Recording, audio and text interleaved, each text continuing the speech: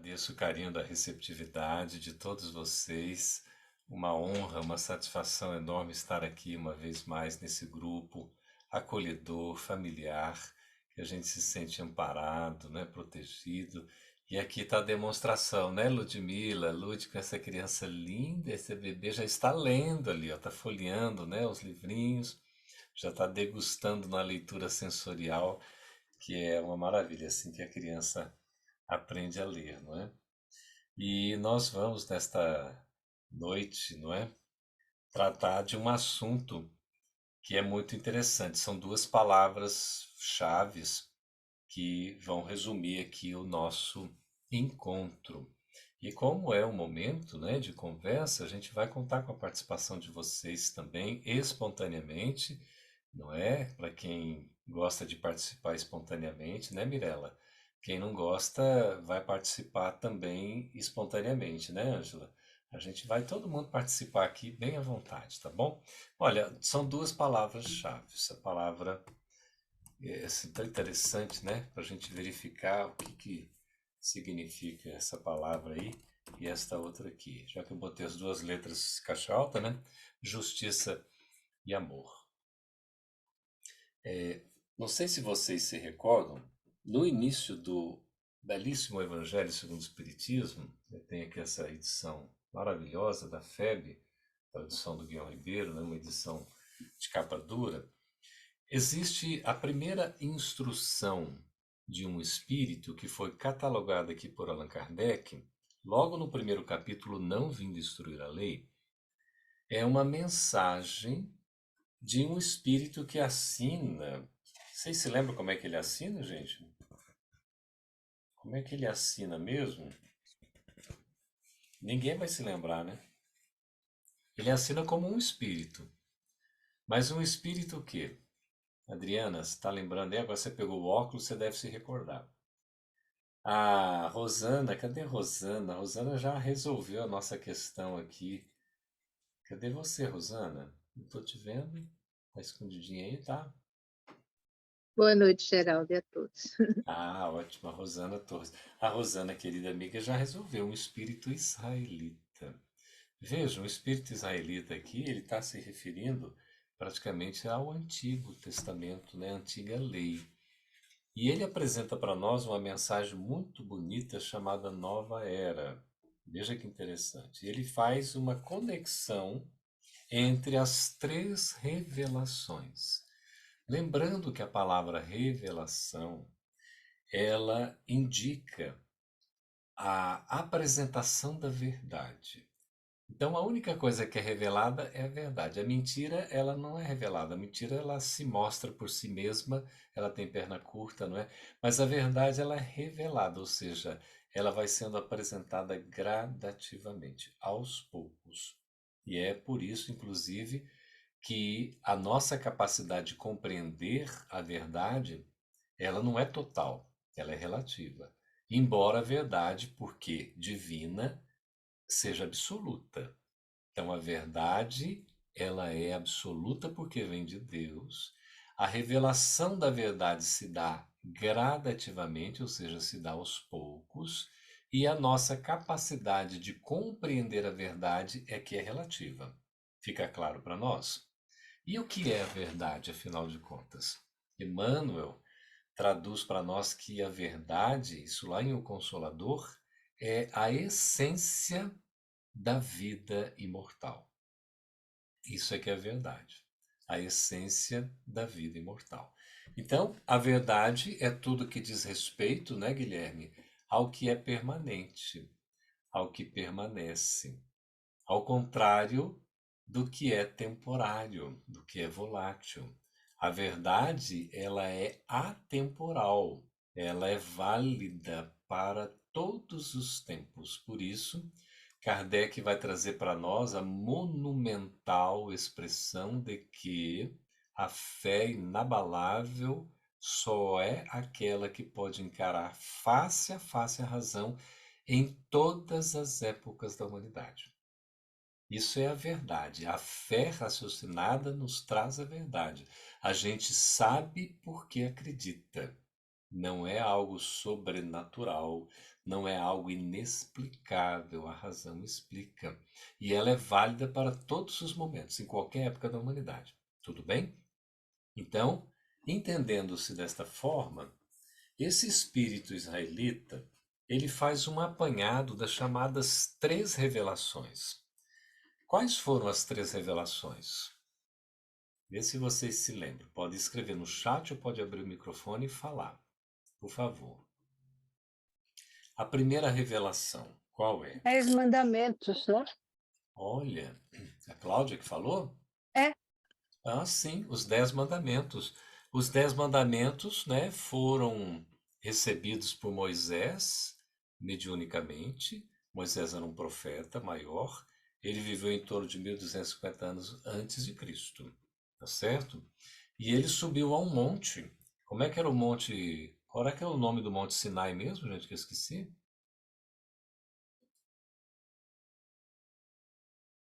O pessoal não sabe, Rafa, qual é o nome do Monte Sinai, né? Vocês já tomaram lanche, já. Ai, que linda essa menina, Lúdia. A gente vai ficar prestando atenção nela, maravilhosa. Mas peraí, Monte Sinai, o Rafa escreveu ali, ótimo. Então, no Monte Sinai, Moisés recebe os 10 mandamentos. E ele escreve esses 10 mandamentos em tábuas de pedra. Então, os primeiros registros escritos foram, né, em pedra. E é engraçado, né? Como é que ele escreveu em pedra? Ele escreve isso através de uma mediunidade de efeitos físicos poderosíssima. No passado se dizia que o médium era forte, não porque fazia academia, musculação, não, porque era, né, forte no sentido de ter uma mediunidade bem assim, não é? Evidente, uma mediunidade que produzia fenômenos assim maravilhosos. Então, o Moisés era um médium tanto de efeitos intelectuais quanto de efeitos também materiais, né? E aí ele recebe pela mediunidade os 10 mandamentos, que são esculpidos pelo fogo em tábuas de pedra. Então foi um fenômeno muito bonito, vinculado ao fogo, portanto o piro. Como tem a ver com a escrita, então foi um piro psico. Como foi uma escrita direta, então, como é que é o nome mesmo da escrita direta? Agora eu esqueci, gente. Vocês têm que ajudar a lembrar mesmo. Estou puxando aqui da memória, mas a memória está ótima. Piro, psico. Como é que é a escrita direta? Pode escrever que eu não sei, meu não. Tem que buscar no livro dos médios. Eu estou falando sério. Pneumatografia.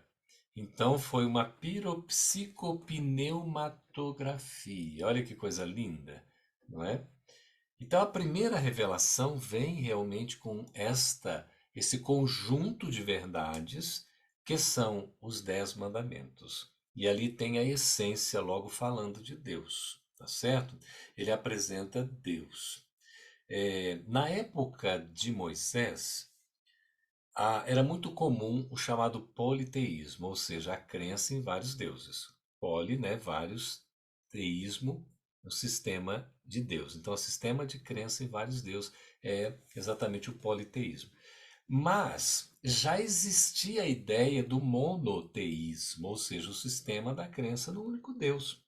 Moisés não traz, então, o monoteísmo. Ele populariza, ele vulgariza o monoteísmo, ok? Com os 10 mandamentos. Por isso que logo no início vem dizer, né, que o Senhor é né, o meu Pai, meu Senhor, é o meu Deus, não terás, né, outros deuses diante de mim, quer dizer, já coloca a ideia de um Deus único. Então ali há o chamado monoteísmo.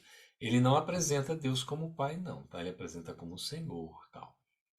E aí então ficou conhecida como a revelação da justiça, essa primeira revelação.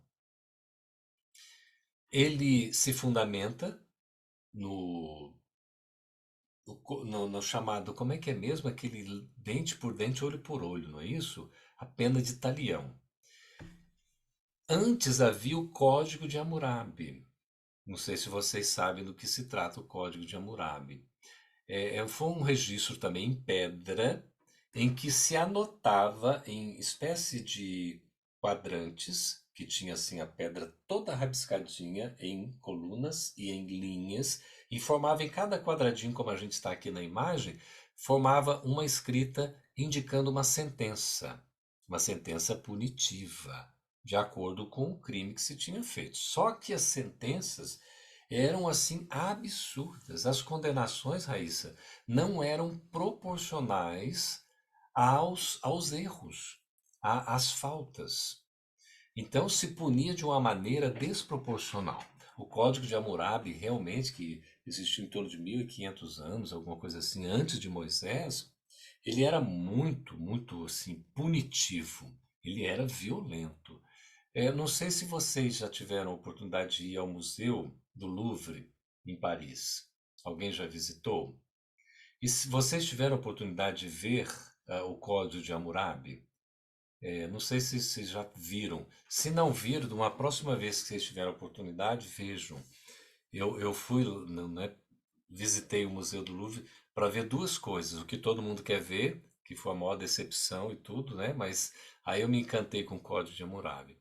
O pessoal vai ver geralmente, Guilherme, o que que é mesmo aquele retrato 3x4? Não, é A o Mona Lisa. A3, a Mona Lisa, né?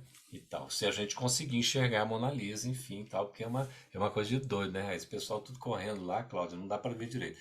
Mas o Código Hammurabi não tem ninguém vendo, não. É uma sala lá que está só o código, só a pedra sozinha, assim, geralmente. E é uma pedra negra linda. Ela tem quase dois, são 1,90 m de altura, por mais 1,90 m de circunferência, uma coisa gigantesca, muito bonita. E lá, tudo assim marcadinho, a pedra está bem conservada, tem só uma rachadura e tal. E ali ficam anotadas as sentenças. Moisés, ele traz, não do Código de Hammurabi, porque era uma coisa muito violenta, mas já havia uma coisa que era rigorosíssima, que é a chamada pena de talião.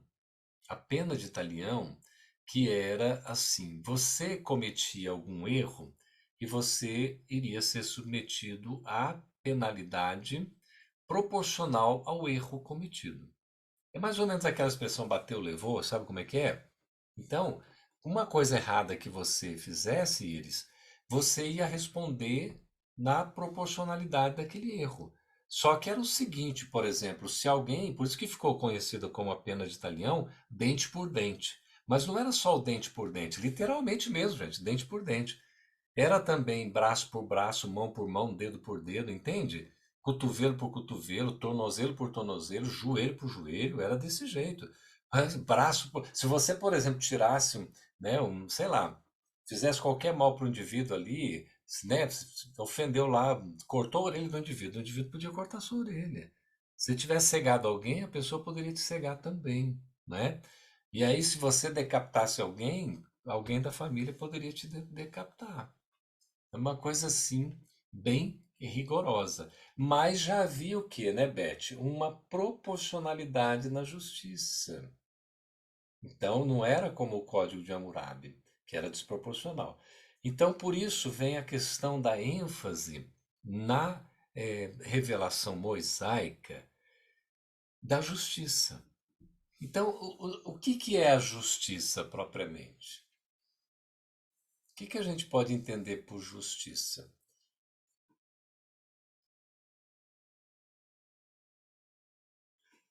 Nós vamos trazer aqui uma questão do Livro dos Espíritos para responder essa pergunta. Pode? É a questão 875. Kardec pergunta: como se pode definir a justiça? Agora eu já fiz a pergunta, vocês respondem. Ângela, Maria Aparecida, Cidinha. Ô Cidinha, tudo bem, querida? Pode participar. No que consiste, Ivone? Olha, o Rafa já colocou aí, ele já respondeu segundo o próprio, né, Espírito da Verdade. A Ângela vai ler para nós, Ângela. Desculpa, Geraldo, esse é o seu livro. Não sei se sou Ah, eu, se é a outra Ângela, desculpa. você está no chat aí, Ângela? Você consegue ver o chat?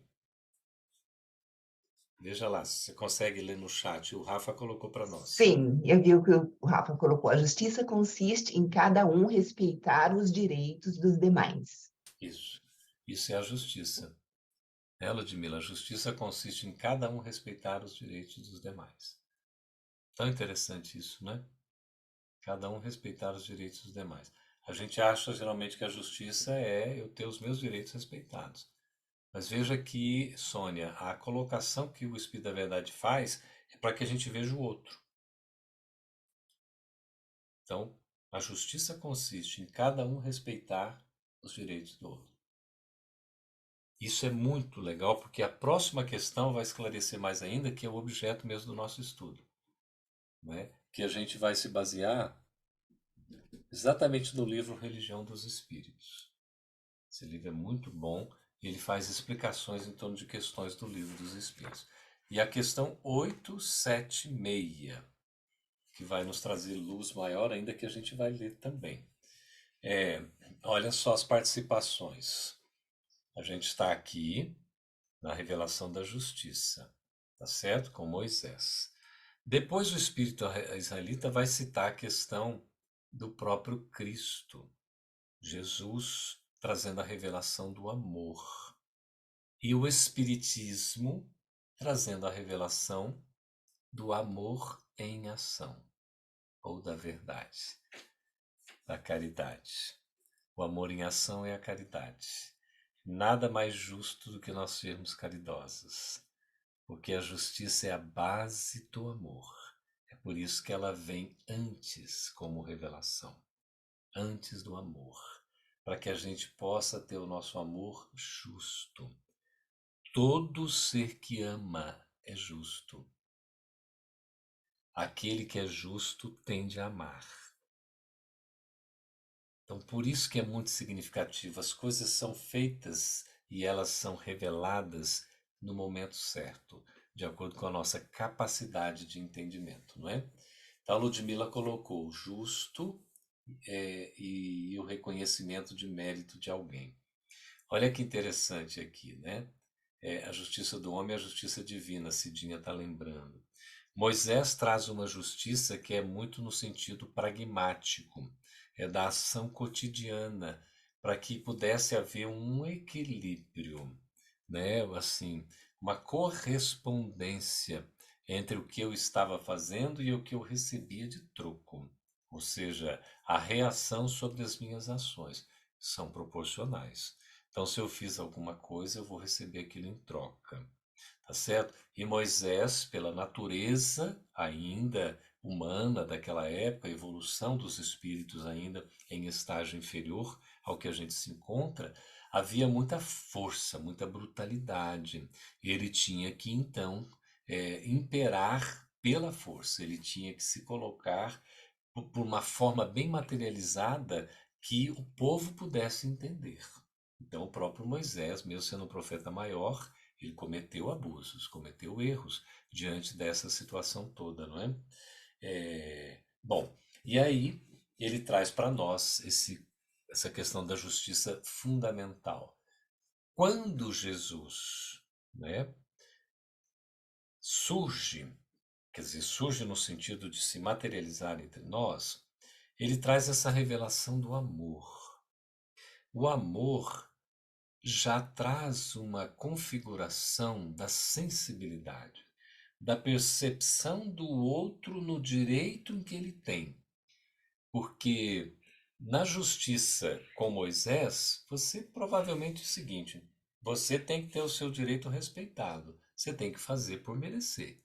O que você fizer, você vai ter como retorno. Tem a ver com o que a Ludmila colocou, de um certo mérito, sim, mas era punitivo. Eu diria que seria muito mais uma ação pela pena de talião, uma ação e reação, do que a lei de causa e efeito. Com Jesus, a gente já tem consubstanciado entre nós uma visão mais assim aplicada da lei de justiça divina, só que agregada com o amor, dosada pelo amor. Ela não é aquela coisa contundente, tão assim atroz como a gente vê em Moisés. Porque Jesus já traz um pai, um Deus como pai, por exemplo. Se Deus é pai, o pai é alguém que protege, que acolhe. O Deus que Moisés revela é um Deus que deve ser temido. É para a gente ter medo dele, porque é um Deus poderosíssimo, um Deus vingador, inclusive vingativo, um Deus que pune, ele aplica justiça sem piedade, tá certo? Agora, Jesus traz um Deus que é um Pai, Deus de amor, né? Como João define, João conceitua de uma maneira claríssima que Deus é amor, ponto final. E essa questão dele ser amor, a gente vê muito mais a aplicação da justiça, mas ela dosada num tempo que permite a recuperação daquele que é o agente em equívoco. Vou tornar mais claro. A pessoa que cometeu um erro, ela não vai ser punida imediatamente. Ela vai ter a oportunidade de se resgatar, de se melhorar. Então, é a chamada a lei de ação e reação, mas no sentido de que a cada um é dado segundo as suas obras. É a chamada meritocracia que foi apresentada aqui pela Ludmilla. Então a pessoa recebe de acordo com o que fez. Ela recebe segundo o seu mérito. Mas ainda à época de Jesus, a lei antiga imperava. Tanto é que havia as condenações, a Cidinha lembra do apedrejamento, era muito comum a condenação, segundo a lei antiga, pelo apedrejamento, ou se não pela crucificação, ou se não pelo enforcamento ou pela degola. Paulo, por exemplo, foi condenado, ele estava preso, vocês se lembram, em Roma, e ele foi condenado à morte, né, pela degolação, teve a sua cabeça decepada, não é? E muitos morreram crucificados. Pedro, por exemplo, ele não aceitou ser crucificado de cabeça para cima, foi de cabeça para baixo, vocês se lembram? Em referência a Jesus, inclusive. E haviam também os enforcamentos e os apedrejamentos, que eram muito comuns, né? Principalmente apedrejamento, como tem várias histórias, né, relatadas que a gente vai acompanhando nos evangelhos. E era uma forma ainda muito bruta. Jesus vem trazer essa questão do amor de uma forma diferente, muito diferente, para que se pudesse ver com uma justiça, mas uma justiça humanizada, uma justiça que ela é de uma forma mais assertiva. Ela vai atender a uma necessidade que não é meramente o cumprimento da lei fria, de uma lei seca, mas é o cumprimento com uma questão da necessidade que o outro tem. Então, ele vai trazer para nós a questão do amor ao próximo, do amor a Deus, do amor, né, a si mesmo, do amor inclusive aos inimigos. Então, é uma revolução o que Jesus nos traz, né? Então, ele traz ali, né, a Cidinha está colocando Deus, né, que é o que nos perdoa as ofensas, não é?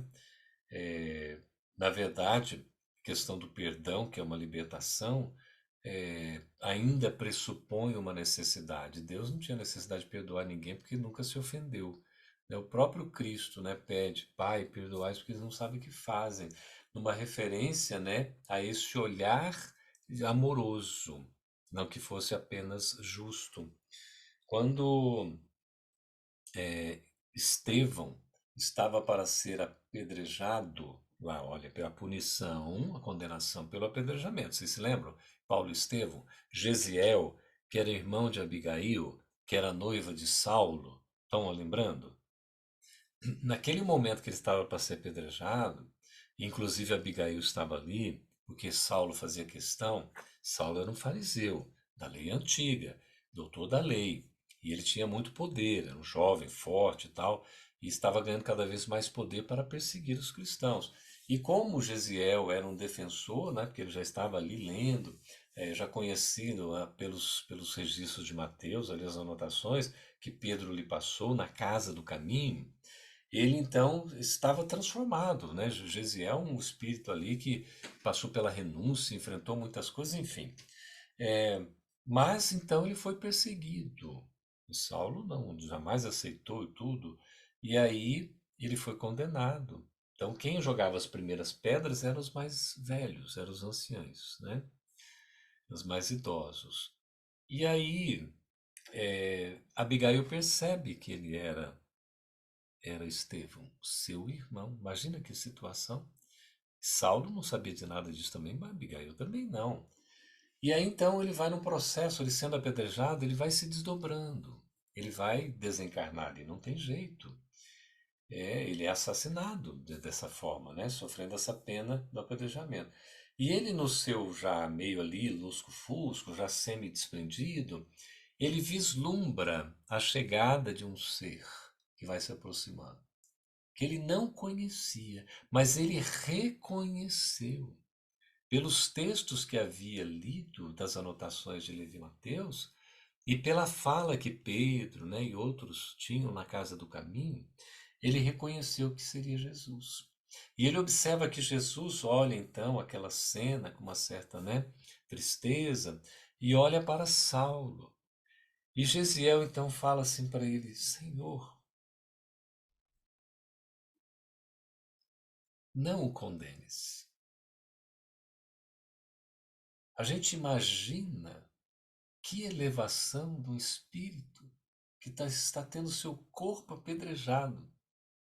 E ele se refere ao seu algoz para pedir para o Senhor: não o condenes.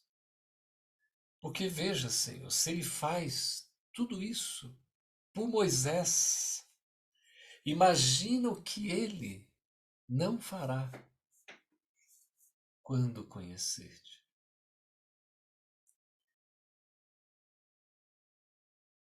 Isso é amor. Amor profundo. Amor verdadeiro. E é esse amor que salva, não é? Vamos lá, participação da Cidinha. Pode ler, Cidinha, o que você escreveu? Você pode ler. Já no caso da mulher que praticou adultério, muda com Jesus pela forma dele mostrar que temos erros, porém podemos resgatá-los. Exatamente. A mulher adúltera, não é isso? Ela ia ser condenada, estava em praça ali pública, já junto, né, dos fariseus, estavam ali sacerdotes, estavam os anciãos, né, as pessoas idosas, outras pessoas, todas ali para jogar a pedra nela, porque ela havia sido pega em adultério. Inclusive, tem até aquele filme é, The Chosen, é isso? O Escolhido? A escolha. Muito bom. Né? Ele mostra uma cena, Angela, em que até o marido estava ali, né, e tal. Agora eu estou confundindo, eu acho que é a novela Jesus, viu, da Record, que é bem interessante o que eles fazem ali. Mas enfim, estava lá também, aí, mas Emmanuel pergunta onde é que estava o adúltero, né? Eu acho que ele nem estava por ali, não devia estar mais distante até. Onde é que estava o adúltero? Porque quem estava sendo condenado era só a mulher adúltera. Ué, mas e o adúltero, onde é que estava e tal? E depois vai vendo. Aí Jesus faz toda aquela cena linda que a gente conhece, né? Que a única coisa que ele escreve lá na terra e tudo na areia, e ninguém acaba condenando a mulher, porque ele lança aquela questão: quem estiver sem pecado atire a primeira pedra. Imagina. Todo mundo tinha pecado, todo mundo tinha cometido erro. E aí vai passando na mente de cada um os erros, né, que cometeram. Isso é muito bacana que a novela, mesmo sendo né, evangélica ali, tudo, com essa orientação, passa isso. Cada um vai sentindo os seus dramas e um a um acaba deixando a pedra, né, escorrer pela mão que estava suarenta ali e cada um vai tomar o seu caminho. E a mulher não é condenada. E Jesus fala, né, que também não a condenaria. Vai e não peques mais. Esse é o perdão de libertação, né? E poder resgatar realmente. A Ludmilla, Lud está ali concentrada, ela escreveu bastante aqui, que bom, né? É, aí vamos, quem pode ler o que a Lud escreveu, que ela está cuidando da filhinha ali, não é? Guilherme, lê para nós, por favor. Você falou em perdão, achei interessante uma definição do perdão que diz: ato pelo qual uma pessoa é desobrigada de cumprir o que era de seu dever ou obrigação por quem competia exigi-lo. Fiquei pensando, olha o alívio que é dado à pessoa pelo simples perdão, maravilhosa caridade e o perdão. É o perdão com bem para as ambas partes. É verdade. Perdão, assim, é interessante, não é? Ele liberta mesmo. E ele integra, né, Lud e Guilherme, o conceito de caridade, né? Caridade na questão 886, que é benevolência para com todos, é indulgência para com as imperfeições alheias e perdão das ofensas, certo? Então, esse é um ato de amor, não é? Perdoar. É estar colocando esse amor em ação. Por isso que é também a caridade. É como se estivesse sendo liberado, né? A pessoa se sente liberada, se sente livre, ela se sente leve, não é? É muito importante, porque o remorso, né, a consciência aí no erro traz um peso muito grande. A gente não se sente bem, não é? Por isso que é importante essa euforia, é, essa libertação. Mas é uma conquista, de qualquer maneira. Eu me lembro rapidamente que eu tinha feito uma palestra há muito tempo na FEB. E quando eu acabei assim, eu estava já saindo e uma pessoa me procurou. E ela me pediu perdão. Aí eu fiquei sem entender. Falei, mas por que você está me pedindo perdão? Falei, porque é o seguinte, eu já pensei muito mal de você. E eu tenho pensado mal de você durante muitos anos. E, e eu queria te pedir perdão por isso. Aí eu olhei bem para ele assim, fiquei emocionado e falei, olha, se você precisar desse perdão, eu posso até te perdoar, mas eu não sei nem pelo que eu vou estar te perdoando. Eu nunca me senti ofendido, eu nem sabia disso.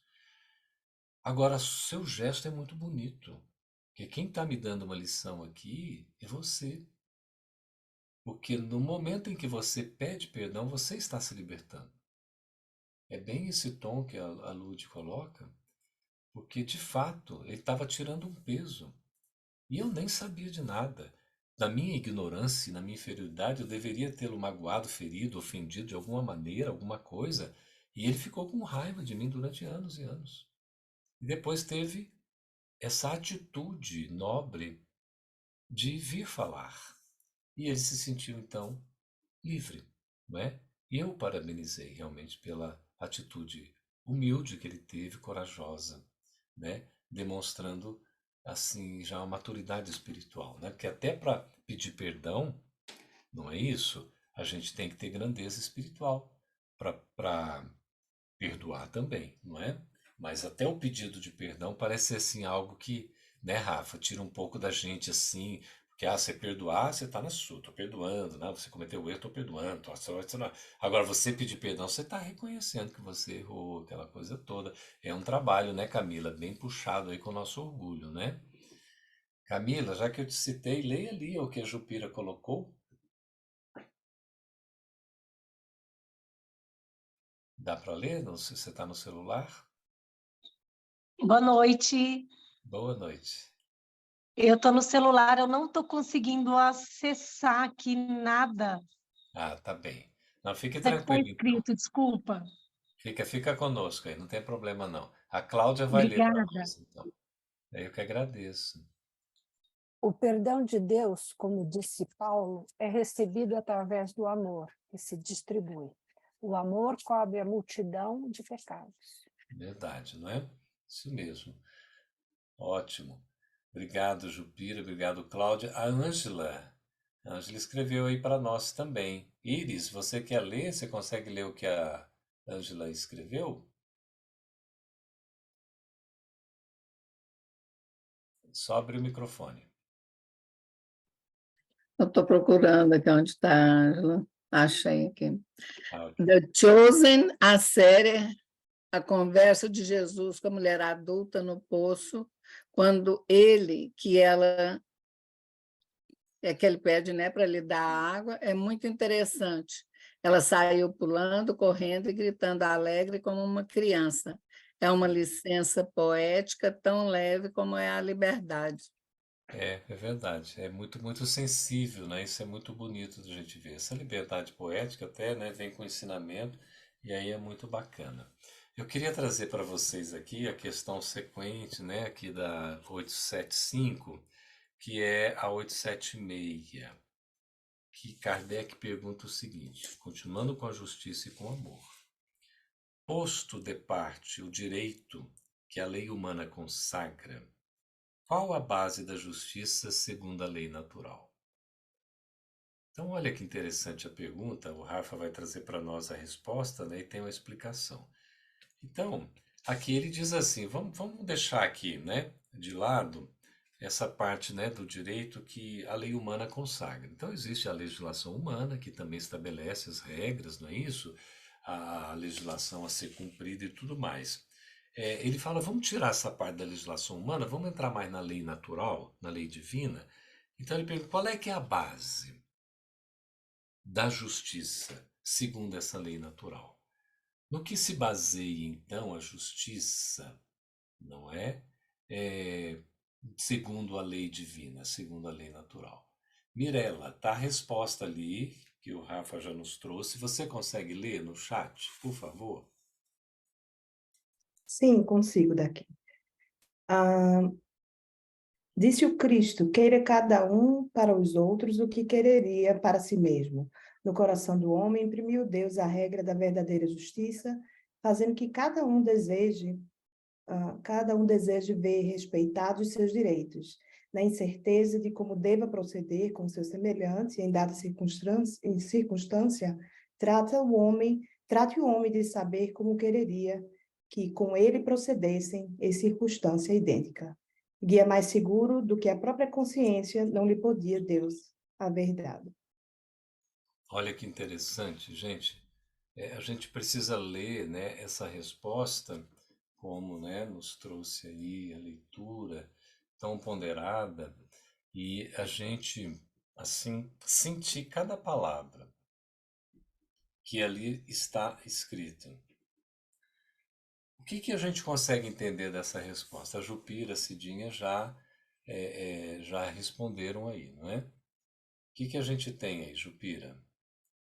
Jupira está conosco, já está estabelecida. Beth, o que a Jupira colocou, Beth?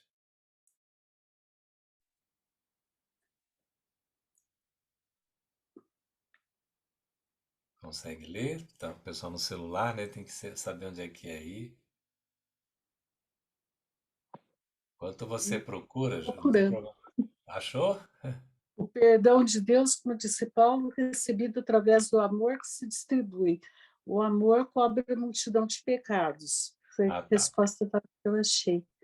É, tá. Eu posso ler também, Geraldo, um pequeno comentário que está no Livro dos Espíritos, que acho que é um comentário do Herculano Pires, se eu não estou enganada.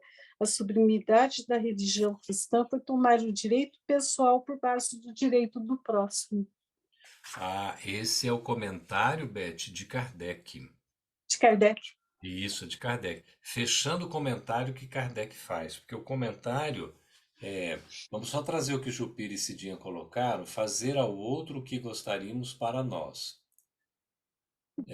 Consegui abrir. Ah, sim. É isso aí, fazer o outro que gostaríamos para que fizessem para nós. Ok. Desculpe, feia Não, essa frase. ótimo. Aí a Cidinha coloca, né, Cidinha? Não fazer ao outro o que não quer que faça a si. Veja, essa resposta nos traz uma luz que simplesmente pode modificar as nossas vidas. É uma coisa tão impressionante que quando a gente lê e medita e sente, a gente descobre que é uma coisa muito interessante. Que disse o Cristo: queira cada um para os outros o que quereria para si mesmo. Queira cada um para os outros o que quereria para si mesmo.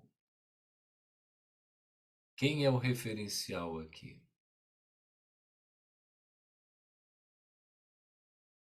É o próximo. Alteridade. Mirela, o nosso referencial aqui é o quê? Pode falar. É o próximo, né? Acho que é o olhar primeiro ao próximo como referência, né? Exatamente. É o próximo. É esse outro. Qual foi a resposta que a gente leu? Como se pode definir a justiça? A justiça consiste em cada um respeitar os direitos dos demais. dos demais. Cada um respeita o direito do outro. Aqui, a resposta vem enfatizando: queira cada um para os outros o que quereria para si. Fazer ao outro o que gostaríamos que fosse feito para nós. Quando Kardec vai explicar, numa nota explicativa aqui que está em letras menores, ele diz assim: efetivamente, prestemos atenção, o critério da verdadeira justiça, ou seja, no que a verdadeira justiça é baseada, está em querer cada um para os outros o que para si mesmo quereria, e não querer para si o que quereria para o outro ou para os outros, que absolutamente não é a mesma coisa, enfatiza Kardec. Isso aqui muda tudo, gente. A clareza do Espiritismo vem nos trazer exatamente como nós devemos fazer. O ponto de referência não sou eu, é o outro. Isso muda tudo, Raíssa. É totalmente diferente. Porque se eu ajo para o outro como eu quero que se faça para comigo, eu estou sendo caridoso. Se eu ajo para comigo como eu quero que o outro haja, eu estou sendo egoísta. É o contrário. Por isso que Kardec diz com todas as letras o que não é a mesma coisa. Eu fazer aqui para o outro. Eu querer para o outro o que eu quero para mim. É totalmente diferente de eu querer para mim, não é? O que quereria para o outro. Eu não estou em primeiro lugar. Que poderia até dizer a justiça enganosa, mas a própria justiça é em respeitar os direitos do outro. Não é em ter os meus direitos respeitados em primeiro lugar. Eu os terei, sim, respeitados como consequência do respeito que eu terei para com o outro. Isso fica claro para a gente? Tem alguma diferença no nosso entendimento sobre isso, gente? Isso impacta, Guilherme, a nossa maneira de sentir, Ivone? Faz diferença para nós? O Espiritismo é tão racional, né? A gente vai entendendo pela razão aqui. E aí Kardec continua, o Espírito da Verdade continua na resposta. No coração do homem imprimiu Deus a regra da verdadeira justiça. Então, no nosso coração está a regra da justiça. No coração. Não é no raciocínio. Não é na mente. Porque a justiça tem que ser amorosa. E o amor tem que ser justo. Por isso que Deus é soberanamente justo e bom. Fazendo que cada um deseje ver respeitados os seus direitos. Quando se estabelece nesse sentido, o direito pessoal, foi o que a Cláudia, acho que estava destacando, a Cláudia ou a Beth, né? Que é exatamente essa nota que Kardec faz, culminando, fechando a nota, que a sublimidade da religião cristã está em que ela tomou o direito pessoal por base do direito do próximo. Tomo, né? Aqui o direito pessoal por base do direito próximo, porque o referencial é o próximo, não sou eu. Mas como eu penso sempre em mim, e eu existo, e eu sou, evidentemente eu nunca me tiro. Eu nunca consigo me isolar. Eu nunca consigo me descartar. A não ser no processo doentio e todas essas questões. Mas falando de forma natural mesmo. Por isso que a gente tem que enxergar o outro em primeiro lugar para trabalhar no sentido de não sermos egoístas, mas buscarmos pelo altruísmo também a assertividade, a empatia, a caridade, né? E o Espírito da Verdade continua. Cidinha, pois não? Seria o homem de bem, né, do Evangelho. Com certeza. Capítulo de número 17, item 3. Kardec diz que o homem de bem é aquele que pratica a lei de justiça, de amor e de caridade na sua inteireza. Veja como é complicado. Depois elenca 19 características para ao final dizer que ainda não estão ali reunidas todas as características do homem de bem. A gente entra em depressão logo no início, depois então está enrolado, né? Veja que interessante. Mas Kardec alivia depois com os bons espíritos, né? Ai, que coisinha mais linda, meu Deus. Então vai dizer aqui, na incerteza de como deva proceder com o seu semelhante em dada circunstância, eu não sei como eu vou proceder, o que eu devo fazer ou não, trate o homem de saber como quereria que se procedesse para com ele, não é? Em circunstância idêntica. Aí veja, eu não sei como é que eu vou tratar o outro, ora, como é que você gostaria de ser tratado? Trate o outro assim, tá certo? Guia mais seguro do que a própria consciência não lhe poderia ter Deus dado. Então a nossa consciência é o nosso guia. A Camila está com um baby ali também, meu Deus do céu, de a festa das crianças, que lindas, né? E aí vem a nota de Kardec. Oi, tudo bem? Que lindo. E a nota de Kardec vem trazer para nós aqui, não é? Essa questão dessa justiça em que ele explica que a gente querer para o outro, né, o que nós queremos para nós, não é igual a gente querer para nós o que a gente quer para o outro. Porque o outro vem em primeiro lugar. O outro vem em primeiro lugar. Isso é justiça, com amor, não é? Isso faz toda a diferença. Não sendo natural que haja quem deseje o mal para si, ninguém quer o mal para si. Desde que cada um tome por modelo o seu desejo pessoal, é evidente que nunca ninguém desejará para o seu semelhante senão o bem. Muito lógico, não é não? Ora, se eu não quero o mal para mim, eu só quero o bem para mim, e eu me tomo como, não é? A questão, né, do direito pessoal, eu vou desejar para o outro, mesmo que eu estou desejando para mim. Não é? Só que eu coloco o outro em primeiro lugar. Em todos os tempos e sob o império de todas as crenças, sempre o homem se esforçou para que prevalecesse o seu direito pessoal, e continua sendo assim até hoje. Né? Então aí ele completa a sublimidade da religião cristã, isso se deve realmente à religião cristã, está em que ela tomou o direito pessoal por base do direito próximo. Aí, a gente tomando isso, não há como a gente ser injusto, não é? Algum comentário? Tá tudo bem? As referências estão aí. A Rosana colocou a referência, né, do Evangelho, capítulo. Ela traz o capítulo de número 11, no item 4, né? Amar o próximo como a si mesmo. Rosana, quer comentar rapidinho? Leia para nós e comente. Oi, Geraldo. Oi. Ele está no maior mandamento, né? Amar o próximo como a si mesmo. Fazer aos outros o que nós quereríamos que os outros nos fizessem. É a expressão mais completa da caridade, pois resume todos os deveres para com o próximo. O que você trouxe para a gente, né? O que eu Exato. acho impactante nessa passagem também é porque ele coloca, né, o maior mandamento, o segundo é amarás teu próximo como a ti mesmo, mas o primeiro, ele é lindo porque ele diz, né, amarás o Senhor teu Deus de todo o teu coração, de toda a tua alma, de todo o teu espírito. Esse é o maior primeiro mandamento, né? E quando a gente tem essa lei de amor, quando a gente preenche com amor as nossas vidas, modifica. Obrigada, Geraldo. Verdade, eu que agradeço. E aí Emmanuel, aqui no Religião dos Espíritos, no capítulo 71, quando fala da justiça e amor, que é o que dá o tema do nosso encontro de hoje, a nossa reunião, ele diz, comentando a questão 876, sempre que te reportes à justiça, repara que Deus a fez assistida pelo amor, a fim de que os caídos não sejam aniquilados.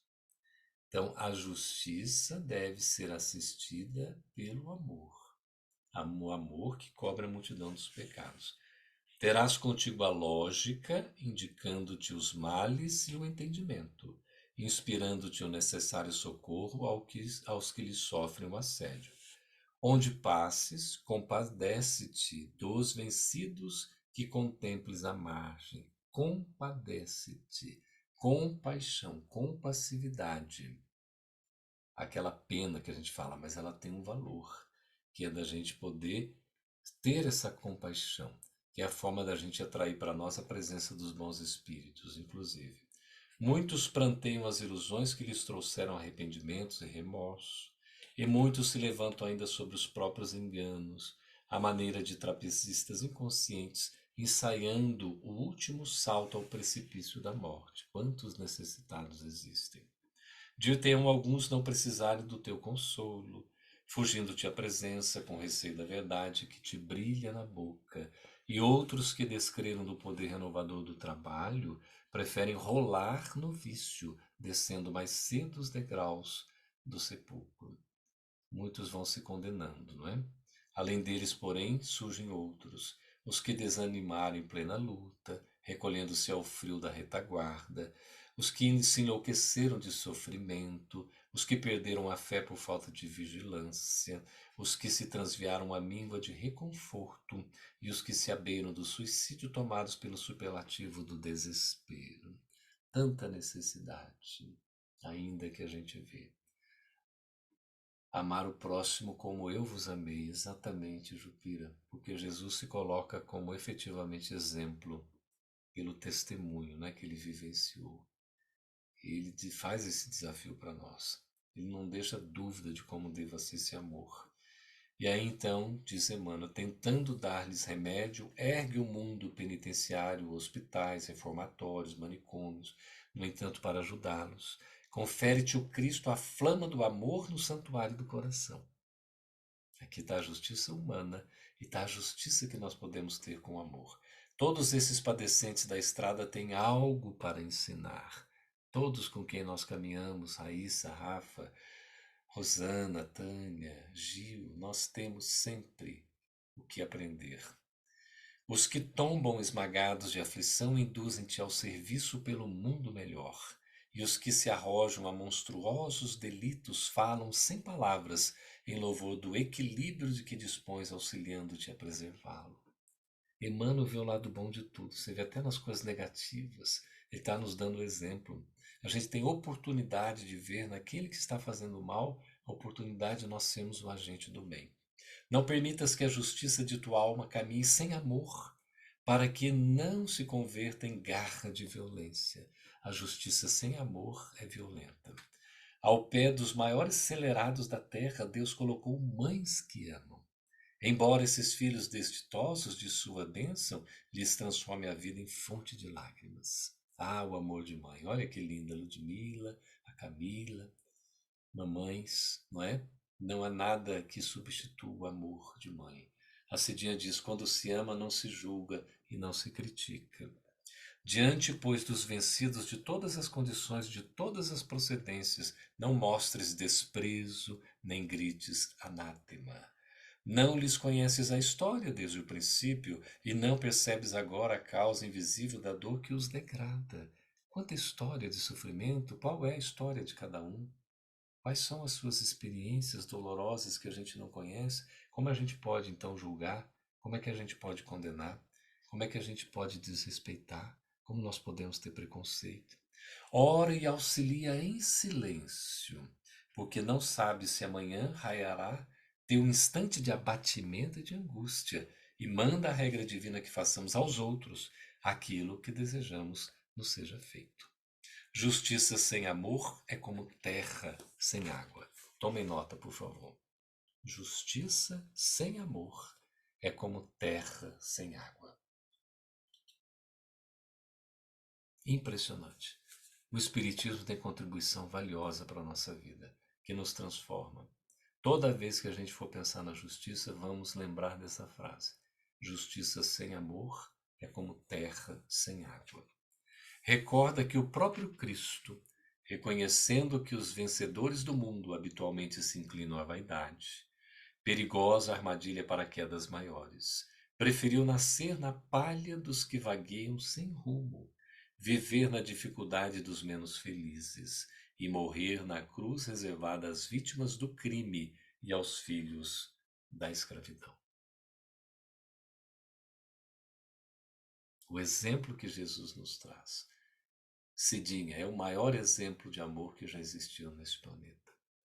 Jesus representa a síntese histórica da ascensão humana. Ele que é o nosso guia para ser seguido, ele que é o nosso modelo para nos servir de inspiração, ele que é o nosso mestre que nos ensina, ele que é o nosso Senhor que testemunha as lições ensinadas pela própria vida. Por isso que ele diz, amai-vos uns aos outros como eu vos amei. Nós já temos o roteiro, que é o Evangelho. E nós já temos a luz, que é o Espiritismo, para facilitar que nós caminhemos por esse roteiro.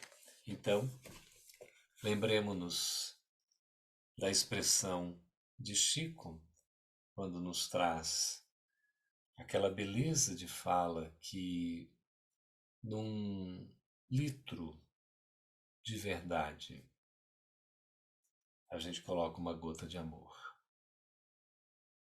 É desse jeito? A frase é o inverso, né? Num litro de amor, a gente coloca uma gota de verdade. A verdade revestida pelo amor, porque a justiça sem amor é como a terra sem água. Que possamos regar os nossos corações com a água do amor e plantar nesse terreno fértil as sementes que haverão de frutificar a paz, a fraternidade e a solidariedade. O amor é o sentimento por excelência e o amor é a própria doutrina de Jesus, toda ela inteira. Muito obrigado, Rafa. Obrigado, amigas, amigos, queridos. Estou à disposição se vocês quiserem falar alguma coisa. Eu falei bastante hoje, né? Muito obrigado, Geraldo. Palestra excelente. Já estão vindo diversos comentários de gratidão. Foi realmente muito esclarecedor. Nós temos alguns minutinhos finais, se alguém quiser fazer alguma consideração final, Geraldo. A gente teve muita participação, que foi muito bacana, né? Durante a palestra, mas se alguém quiser fazer alguma colocação final, pode levantar a mão. Eu nem levantei a mão, mas eu quero agradecer. Então, meu abraço, viu, Geraldo? Um abraço para todos vocês. Essa palestra tão amorosa, né? Que todos nós possamos, ao dormir, nos abraçarmos, viu, Geraldo? Obrigada, obrigada, obrigada. Tá ótimo, então. Então, Geraldo, se a gente pudesse terminar com alguma consideração final que você ainda tenha a fazer, e se você puder fazer uma prece de encerramento, por favor. Vou fazer sim. Eu queria agradecer, viu, Rafa, a oportunidade. Eu me sinto muito bem entre vocês. Eu já falei isso uma vez. É como se eu estivesse em família, porque de fato nós estamos em família, né? Cada um de nós aqui representa, né, um ente querido, um familiar, né, um amigo, um irmão. Isso é muito bom a gente sentir, esse grupo que se acolhe, que se aconchega, né? Que se fortalece para a caminhada se tornar menos árdua. E a gente encontra o amparo de Jesus sempre. E Jesus, que é o amor em expressão maior, não é? Trazendo para nós como a gente deve agir em cada momento da nossa vida. Então a gente tem tudo em mão, tudo, os recursos, não é? As possibilidades, os talentos, as oportunidades, o tempo, que a gente possa fazer um bom uso de tudo isso, né? Aproveitando da melhor forma possível, nos sentindo cada vez mais envolvidos por esse amor, né? Eu vou fazer uma prece cantada, Rafa, se você deixar, se o pessoal também Excelente, por favor. permitir aí. Deixa eu pegar aqui. É uma música que sempre cai bem por conta da inspiração que ela traz, um fechamento assim, nos animando também, como um hino de esperança. Chama-se Súplica a Jesus. É de Adriano Gomes, lá de Natal, no Rio Grande do Norte.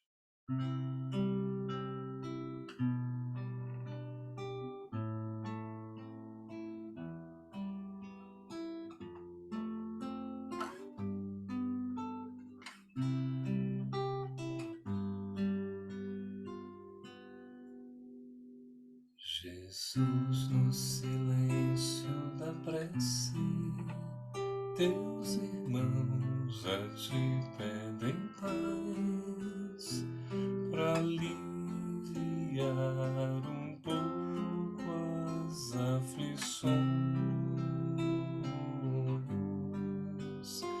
Senhor, enxugai nosso pranto, precisamos do teu amor e sentir tua presença envolver nossos corações. Por isso vem, Jesus, ir ao teu encontro. Queremos te seguir e afastar o mal da terra e acabar de vez a guerra e caminharmos juntos rumo à luz. Ir ao teu encontro, queremos te seguir e afastar o mal da terra e acabar de vez a guerra